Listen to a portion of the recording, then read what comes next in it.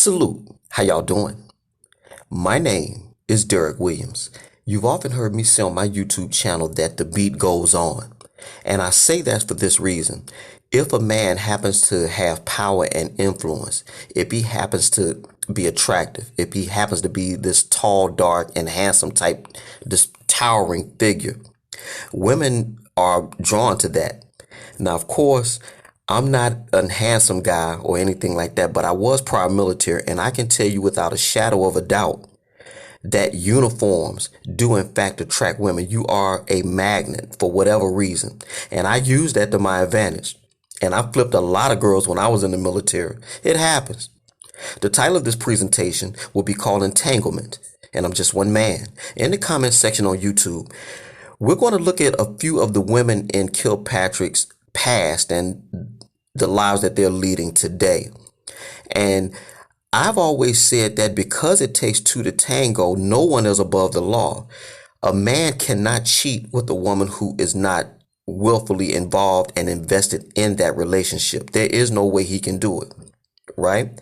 And so because of that, I don't let the women off the hook any more than I let the men off the hook. But because I am a man and because I do love the fairer sex, I will give a teeny weeny bit of leeway. And so I just want to show a few of the women that were in Kilpatrick's life and where they are today. All y'all take care. Greenville, Mississippi till I die. Really no secret that Kilpatrick has a weakness for women, and it cost him dearly. But in some ways, his antics cost those women almost as much. 7 Action News investigator Ross Jones has been covering Kilpatrick for years now, including his federal trial and today's sentencing. But tonight, he looks back at the women closest to Kwame Kilpatrick and how their connection to him brought them down. Women helped launch former Detroit Mayor Kwame Kilpatrick's rise in politics, and in turn, he helped spur their fall. From his mother to his mistress, his sister to a close friend, Kilpatrick's misdeeds helped stain a slew of promising futures well beyond just his own. Many believe his political career is traced back to his father Bernard, but it was actually Kilpatrick's mother Carolyn who exposed her son to politics, going door to door with 6-year-old Kwame to pass out her campaign literature. In his plea for a lighter prison sentence, Kilpatrick's lawyer wrote that his client still remembers sitting on his mother's lap during her first swearing-in ceremony. Don't let nobody talk about y'all's boy! Kilpatrick watched his mother serve 18 years in the state house and then 7 terms in Congress, but it was his high-profile antics, he admitted to a radio reporter last year, that denied her an 8th. She lost that race because of her son. To lay in a prison bunk, listening to the results from that night and to hear what I caused my mother was as painful as talking to my children the day that I had to tell them about messing up on the affair. That affair was with his chief of staff, Christine Beatty, one of Kilpatrick's biggest defenders. No mirrors ain't off gallivanting on any trips. Beatty was a lightning rod in the city who famously asked a cop that pulled her over, "Do you know who I am?"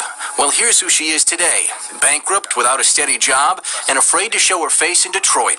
She's been living in Atlanta since serving a 69-day jail sentence for lying under oath about her affair with Kilpatrick. And just today, she broke 5 years of silence in an essay written for Essence magazine. In the aftermath of transgressions, she wrote, "We often give men the chance to rebuild their careers. Women are stuck with the labels: homewrecker, opportunity mistress, whore.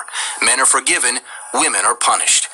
Maybe no woman was punished more by Kilpatrick than his wife Carlita, left to raise 3 children on her own during her husband's 5 stints behind bars. But she benefited from his misdeeds too, like enjoying a new Lincoln Navigator paid for by the city, and going on free vacations paid out of the Kilpatrick Civic Fund, supposed to help city children. Those scandals made it harder for Carlita to find work, and Kilpatrick's sister Ayanna too. She was a board member on the Civic Fund, and last year said she was broke, unable to find a steady job. Good evening, Mr. Mayor. Who is Carmen Slowski? And Kwame Kilpatrick had plenty of other women. Carmen Slowski was the mystery woman he shared a romantic bubble bath with in North Carolina days before the text message scandal broke. And those messages, released by the county prosecutor in 2009, show he juggled more than just a few others. "Can't get you out of my system," he told Ebony. "Need some love and affection," he told Alexis. And to Kabir Tina, I'm rushing to see you, baby. Cheryl Robinson Wood got texts too, and they nearly cost her her livelihood. The attorney was appointed as Detroit police monitor overseeing the scandal-plagued department. But while she was on the job, she had what she called a brief, intimate encounter with Kilpatrick. When city officials found out, she was booted from her job and ultimately censured. With women playing such a key role in Kilpatrick's fall, perhaps it was fitting today that his 28-year sentence was handed down by Judge Nancy Edmonds. She's one of the Eastern District's few women on the bench.